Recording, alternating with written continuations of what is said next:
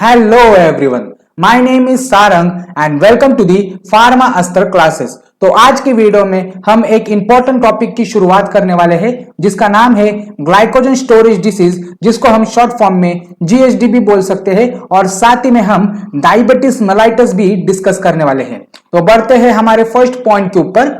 Glycogen storage disease is a rare condition that changes the way of body to use or store glycogen।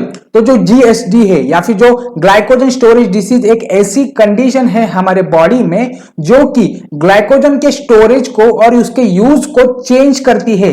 मतलब देखा जाए तो जो normal human being है या फिर जो हेल्दी पर्सन है उसमें जो स्टोर किया जाने वाला जो ग्लाइकोजन है वो टोटली डिफरेंट रहता है एक ऐसे इंसान में जिसको ग्लाइकोजन स्टोरेज डिसीज है। उसके बाद नेक्स्ट पॉइंट है glycogen is stored in the form of glucose which is also known as energy supplier for the body. Next point, it is stored in liver and muscle when body requires more energy, certain enzyme breaks down glycogen to glucose। तो ये जो glycogen है हमारे body में वो actually glucose के form में store किया जाता है, और जो भी एक्सेसिव ग्लूकोज है या फिर जो एक्सेसिव कार्बोहाइड्रेट हम कंज्यूम करते हैं वो ग्लाइकोजन के फॉर्म में हमारे बॉडी में स्टोर्ड रहते हैं। अगर उसके लोकेशन के बारे में देखा जाए तो वो लीवर और मसल्स के अंदर स्टोर किया जाता है जो भी एक्स्ट्रा ग्लूकोज है, और जब कभी हमें एक एक्स्ट्रा एनर्जी की जरूरत रहती है तो उसी ग्लाइकोजन को ब्रेक डाउन किया जाता है या फिर उसको ब्रेक किया जाता है ग्लूकोज में, ताकि जो इमीडिएट एनर्जी रिक्वायरमेंट है उसका फुलफिलमेंट हो सके। उसके बाद नेक्स्ट पॉइंट है when someone has GSD they are missing one of the enzymes that break down glycogen to glucose। Glycogen builds up in liver or glycogen may not form properly। तो ऐसे इंसान या फिर ऐसे पेशेंट जिनको glycogen storage disease है या फिर जीएसडी है उसमें एक्चुअली वो एक एंजाइम मिसिंग रहता है या फिर वो एंजाइम लापता रहता है जो कि ग्लाइकोजन को ग्लूकोज में कन्वर्ट करने के लिए मदद करता है, जिसके वजह से होता क्या है लीवर में एक्सेसिव ग्लाइकोजन स्टोर होता है या फिर वो ग्लाइकोजन का एक कॉम्प्लेक्स फॉर्म होता है हमारे लीवर में। उसके बाद नेक्स्ट पॉइंट है this can cause problem in liver, muscles and other body parts। GSD is hereditary disorder। तो किसी भी वो जो एक स्पेसिफिक एंजाइम रहते हैं या फिर जो एंजाइम हमारे बॉडी में एब्सेंट रहते हैं जो जिसके वजह से ग्लाइकोजन का जो अमाउंट है हमारे लीवर, मसल्स और अदर बॉडी पार्ट्स में बढ़ जाता है, और यही जो ग्लाइकोजन स्टोरेज डिसीज है वो एक हेरिडेटरी डिसऑर्डर है, मतलब वो एक जेनेटिक डिसऑर्डर है।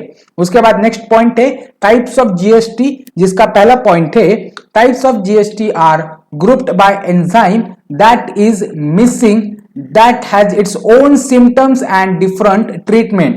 There are several types of GST but more commonly are type 1, type 3 and type 4। तो बढ़ते हैं टाइप 1 डिसीज के ऊपर जिसको हम वॉन गिरके डिसीज भी बोल सकते हैं, जिसका पहला पॉइंट है von Gierke disease is autosomal recessive disorder। It is caused by enzyme glucose 6-phosphatase translocase deficiency which transport glucose 6-phosphate in endoplasmic reticulum for further metabolism। तो जो टाइप 1 डिसीज है ग्लाइकोजन स्टोरेज डिसीज का जिसको हम von गिरकेज disease भी बोल सकते हैं, जो कि एक ऑटोसोमल डिसऑर्डर है। और ये इसमें एक्चुअली होता क्या है, ये जो एंजाइम है ग्लूकोज 6-फॉस्फेटेज ट्रांसलोकेलेज जो कि एक इंपॉर्टेंट एंजाइम है ग्लाइकोजन को ग्लूकोज में कन्वर्ट करने के लिए, वही एंजाइम मिसिंग रहता है जिसके वजह से ग्लूकोज 6-फॉस्फेट एंडोप्लाज्मिक रेटिकुलम में नहीं जा पाता ताकि उसका फर्दर मेटाबॉलिज्म ना हो सके। नेक्स्ट पॉइंट है it is also due to deficiency of glucose one phosphatase in liver, kidney and intestinal mucosa। Glycogen builds up in liver, symptoms usually occurs in babies। तो ये एक इसका बहुत ही इंपॉर्टेंट पॉइंट रहेगा वॉन गिरकेज डिसीज या फिर type 1 disease है जो कि हमें बेबीज में ही दिखाई देता है। जो छोटे बच्चे रहते हैं 1 से लेकर 6 साल के बच्चों में, उनमें ही सिम्टम्स दिखाई देते हैं। अगर सिम्टम्स के बारे में देखेंगे तो वो रहेगा हाइपोग्लाइसीमिया एंड स्वोलन बेली। तो हाइपोग्लाइसीमिया मतलब जो नॉर्मल लेवल का जो ब्लड ग्लूकोज लेवल है उससे कम, उसी कंडीशन को हम हाइपोग्लाइसीमिया बोलते हैं। सेकंड है स्वोलन बेली। उसके बाद सेकंड पॉइंट है हमारा टाइप 3 डिसीज, या फिर हम उसे कोरिस डिसीज भी बोल सकते हैं, जिसका पहला पॉइंट है people with type 3 disease has deficiency of D branching enzyme which helps in breakdown of glycogen। तो ये जो कोरिस डिसीज है वो एक्चुअली डी ब्रांचिंग एंजाइम की डिफिशियंसी की वजह से होती है। The glycogen cannot get fully break down, hence it is stored in liver and muscles। Symptoms are weak muscles, delayed growth and swollen belly। तो ये जो कोरिस डिजीज है ये एक्चुअली डी ब्रांचिंग एंजाइम की डिफिशियंसी की वजह से होता है, जिसके वजह से ग्लाइकोजन प्रॉपरली ब्रेक डाउन नहीं हो पाता है, जिसके वजह से लीवर, मसल्स में एंड किडनी में जो भी ग्लाइकोजन की लेवल है वो बहुत ज्यादा बढ़ जाती है। अगर इसके सिम्टम्स के बारे में देखेंगे तो वो रहेंगी weak muscles, delayed growth and swollen belly. उसके बाद थर्ड टाइप का जो जीएसडी है, या फिर हम ग्लाइकोजन स्टोरेज डिसीज भी बोल सकते हैं, जिसको हम एंडरसन डिसीज भी बोल सकते हैं, जिसका पहला पॉइंट है people with type 4 forms abnormal glycogen due to deficiency of glycogen debranching enzyme. It results in accumulation of abnormal glycogen in liver, muscles and other tissue। It creates liver cirrhosis and other organ damage like muscles and heart। तो ये जो type 4 disease है glycogen storage disease का, जिसको हम Anderson disease भी बोल सकते हैं, ये एक्चुअली ऐसी कंडीशन है जिसमें abnormal amount of glycogen produce होता है, मतलब जरूरत से ज्यादा ग्लाइकोजन प्रोडक्शन होता है due to deficiency of enzyme glycogen debranching enzyme, जिसके वजह से बहुत ज्यादा ग्लाइकोजन स्टोर होता है हमारे लीवर, मसल्स और अदर टिश्यू में।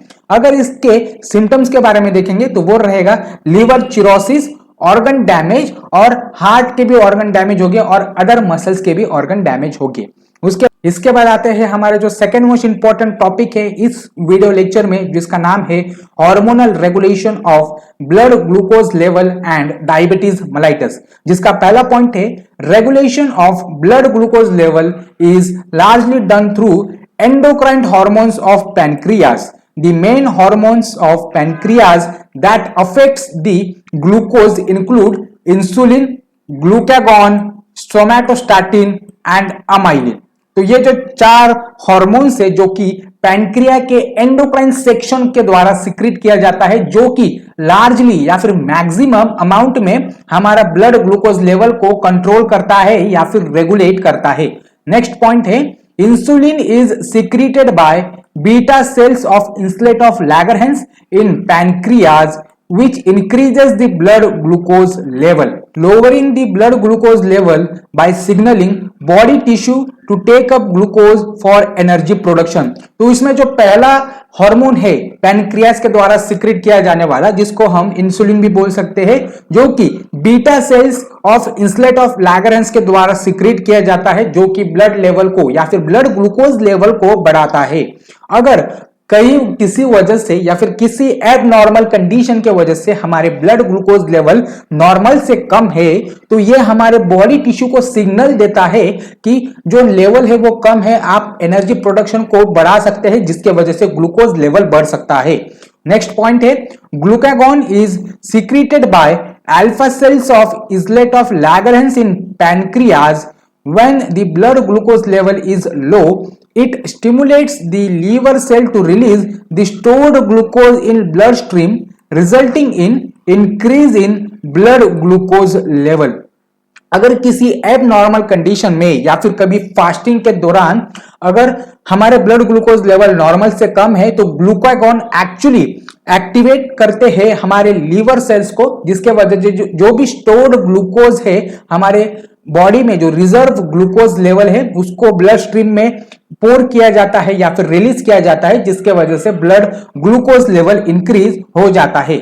उसके बाद नेक्स्ट पॉइंट है somatostatin is formed by delta sales of pancreas balancing insulin and glucagon level by turning them on end of. तो ये जो सोमैटोस्टैटिन है ये भी डेल्टा सेल्स ऑफ पैनक्रियाज के द्वारा सिक्रीट किया जाता है और ये जो हार्मोन है वो इंसुलिन और ग्लूकागॉन के लेवल को रेगुलेट करता है on end of feedback mechanism के।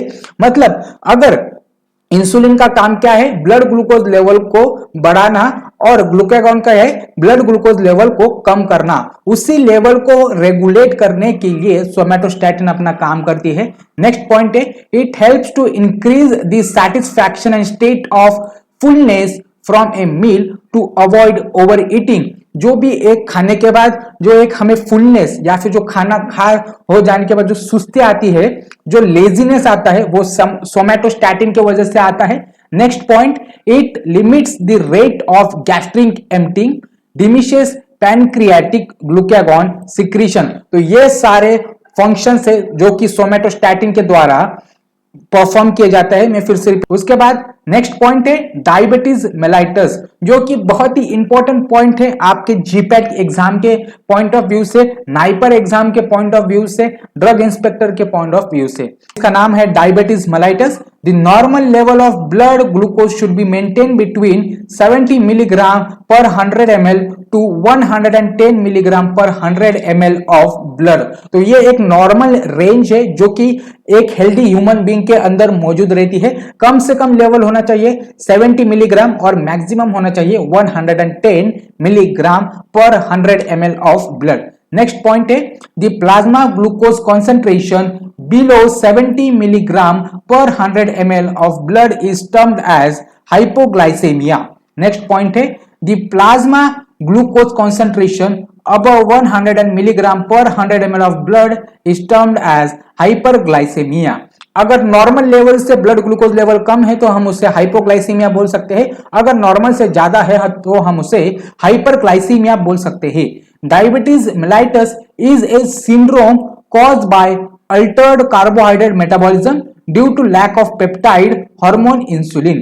तो एक्चुअली एक डायबिटीज मेलाइटस एक ऐसी डिसऑर्डर है या फिर एक ऐसा सिंड्रोम है जो कि कार्बोहाइड्रेट मेटाबॉलिज्म के अल्टरेशन के वजह से होता है, या फिर कार्बोहाइड्रेट मेटाबॉलिज्म में जो खराबी होती है या जो तांत्रिक बिगाड़ होते हैं हमारे बॉडी में उसके वजह से होता है, और मेन हार्मोन के डिफिशियंसी की वजह से होता है जिसका नाम है इंसुलिन। उसके बाद नेक्स्ट पॉइंट है टाइप्स ऑफ डायबिटीज मेलाइटस। तो जो पहला टाइप है इंसुलिन डिपेंडेंट डायबिटीज मेलाइटस, जिसको हम शॉर्ट फॉर्म में IDDM भी बोल सकते हैं, या फिर हम उसे जुवेनाइल ऑनसेट डायबिटीज भी बोल सकते हैं। तो इसको दो नाम दिया गया है। उसका पहला पॉइंट है it is caused due to destruction of beta cells of pancreas leading to deficiency of insulin. तो ये एक्चुअली ये जो बीटा सेल्स है जो कि इंसुलिन सीक्रेट करता है उसके डिस्ट्रक्शन के वजह से ये डायबिटीज मेलाइटस होता है। नेक्स्ट पॉइंट है beta cells of pancreas get damage due to autoimmune disorder. The insulin treatment involves exogenous insulin replacement therapy. तो ये जो जुवेनाइल ऑनसेट डायबिटीज है जिसको हम शॉर्ट फॉर्म में IDDM भी बोल सकते हैं, इंसुलिन डिपेंडेंट वाला, ये एक्चुअली जो बीटा सेल्स रहते हैं हमारे बॉडी में उसके डिस्ट्रक्शन के वजह से होता है। उसका डिस्ट्रक्शन इसके लिए होता है क्योंकि वो ऑटो इम्यून डिसऑर्डर का शिकार बन जाते हैं। अगर इस डायबिटीज को ट्रीट करना है या फिर उसको हमें सुधारना है तो एक्सोजीनियस इंसुलिन ट्रीटमेंट या फिर रिप्लेसमेंट थेरेपी से ही हो सकता है, जो आपने कभी डायबिटीज के पेशेंट में देखा होगा कि वो इंसुलिन के इंजेक्शन लेते हैं, तो वही है इसकी ट्रीटमेंट। उसके बाद सेकंड टाइप का जो डायबिटीज है जिसको हम non insulin dependent diabetes mellitus भी बोल सकते हैं, जिसको हम शॉर्ट फॉर्म में NIDDM भी बोल सकते हैं, और साथ ही में मैच्योरिटी ऑनसेट डायबिटीज मेलाइटस बोलते हैं।